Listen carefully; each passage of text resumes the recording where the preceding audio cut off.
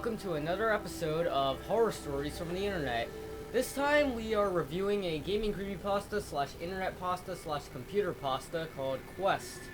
With this one takes on the form of being a sort of rumor or internet urban legend of a mysterious text adventure game. What creepy secrets could this text adventure game called Quest may hide? Well, let's find out by reading through this pasta and reviewing it. Many people are familiar with Adventure, also known as Colossal Cave Adventure. One of the most popular text-based games of all time. During the late 70s, it was one of the most popular games of all time due to the freedom of choice it allowed and its great atmospheric detail. In some venues, productivity would cease while people tried to solve the game. It could be found on many university computers, passed from one student to another, and many phrases from the game have since entered into the popular culture of the computer literate. However, there was another less commonly known game that was making the circuit of many of the same schools at the same time. This game, called simply Quest, remains to this day something of a legend, spoken of rarely but regarded by the few who know of it as by far the more impressive of the two. While the spread of Adventure was due entirely to its popularity, Quest never seemed to come from anywhere. It would be found on systems that no one, turning up at seeming random when people were looking for other software.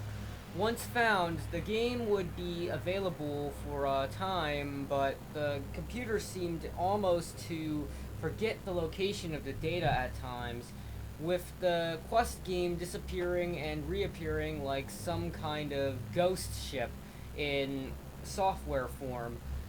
The common explanation was simply that users would remove it due to its faulty coding, and others would put it on wanting to play.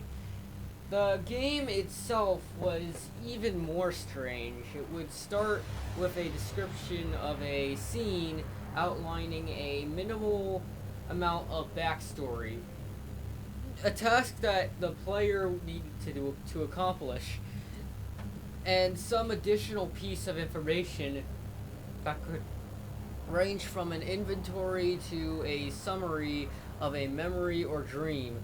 However, each of these elements could be different on each playthrough. Not only that, but players often claimed that it was impossible to enter a bad command, or according to some, a command would only be rejected when it was something that the player could not do in the present circumstances. The story seems to be very open-ended, to the point that any actions the player would try invariably continued the player's journey, much like the open-world role-playing games of today. To date, there are only two known limitations that a session of Quest was known to have. Firstly, there was no way to save your progress. Secondly, death was the end.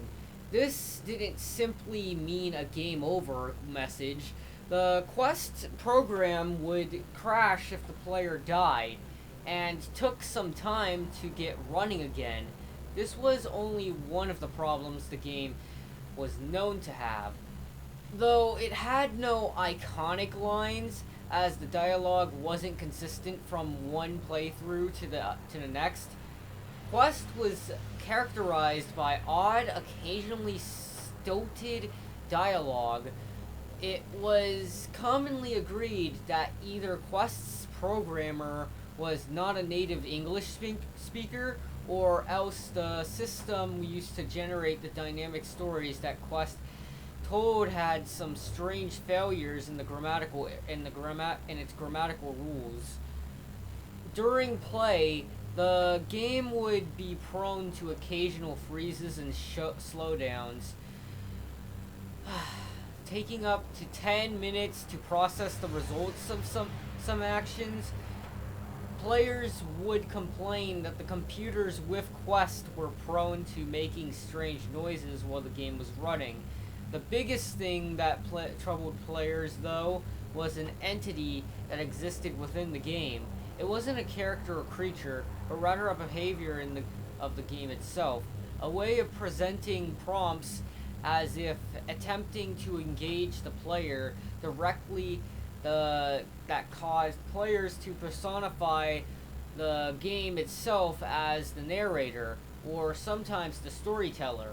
Sooner or later, every player would be asked for an input outside of simply telling the game what you wanted to do next.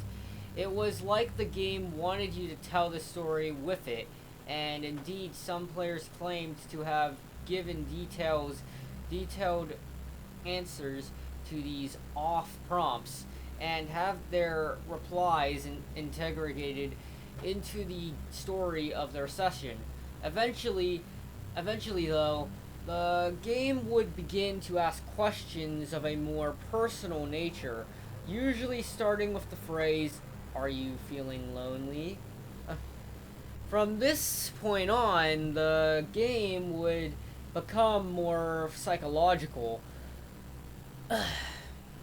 focusing more on the feelings and motivations out of the player, seemingly trying to invoke a emotional response. For example, one player claimed that after fleeing from spiders throughout the game, that after being asked if they were lonely, the game began declaring spiders everywhere.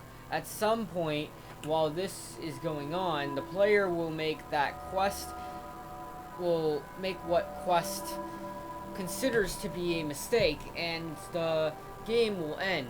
This is the only time players ever report getting a game over or a score, though it isn't clear what the maximum number of points actually is. People have reported still being able to find Quest on computers running operating systems as recent as Windows XP and Mac OS 9. In all this time, the experience players describe is still the same. Quest shows up randomly in a file search and brings up the game in a green on black display. However, with the advent of more modern operating systems, tales of this mysterious game have become little more than the stuff of legend. Indeed, many modern users laugh at the idea of such a game. Others, however, view the tale of Quest with suspicion and fear. Is it something to fear? Who can say? Questions about who made Quest, where it came from, and how it came to be on so many computers persist to this day. Perhaps, though, these questions will never be answered. Perhaps in this modern age, Quest has finally disappeared for good, or maybe, just maybe, for whatever reason, Quest is hidden away on someone's computer right now, just waiting to be found again. So, that was Quest, an internet computer gaming creepypasta, done in the style of a genre of creepypastas I like to call Rumorpastas. So what do I think about this creepypasta? Well, personally, I really like this creepypasta and how it executes the whole concept of it.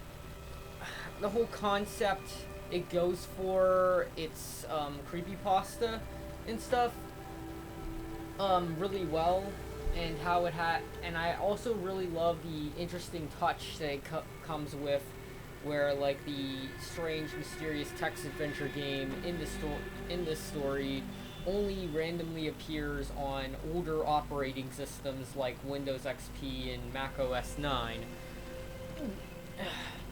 And honestly, I feel it kind of adds to the mysteriousness to the game in this creepypasta.